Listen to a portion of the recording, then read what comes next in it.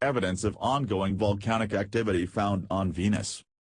6 years after originally finding evidence suggesting that Venus was geologically active, new research presented earlier this week at the American Astronomical Society (AAS) Division for Planetary Sciences meeting indicates that lava may be flowing from one of its volcanoes.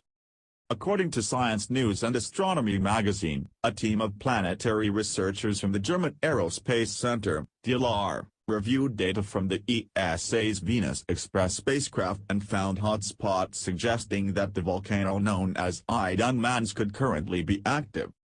Using its VIRTUS, visible and infrared thermal imaging spectrometer, instrument, the orbiter mapped the planet's southern hemisphere in the near-infrared spectrum, and by using a numerical model to improve the limits of its data resolution, the DLR team analyzed anomalies detected on top of and in the eastern part of the 200 km volcano.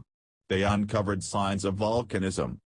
We could identify and map distinctive lava flows from the top and eastern flank of the volcano, which might have been recently active in terms of geologic time, Denseko said in a statement.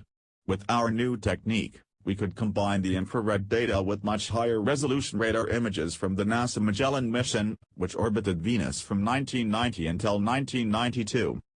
Denseko went on to explain that his team's work represented the first time that, combining the datasets from two different missions, we can perform a high-resolution geologic mapping of a recently active volcanic structure from the surface of a planet other than Earth. Discovery will likely help direct future Venus-bound missions. Long known to be a hellish landscape with far and away the hottest surface temperatures in the solar system and atmospheric pressure 92 times that found on Earth, the first evidence that Venus may still be geologically active was gathered by the Venus Express VIRTUS instrument in 2010. At the time, the probe found several anomalies with elevated levels of emissivity, or an object's ability to emit infrared energy, Science News and Astronomy magazine reported, suggesting that magma may have been flowing beneath the planet's surface. It also found signs of weathering on warmer rocks, indicating that they were relatively new, geologically speaking. Using their numerical technique along with the VIRTUS model and the Magellan mission data, Denseko and his colleagues conducted a computer simulation to determine how Idunmans might have generated the hot spots detected around it. They concluded that 5 lava flows, 1 atop the mountain and 4 running down the sides of the volcano, were likely the source.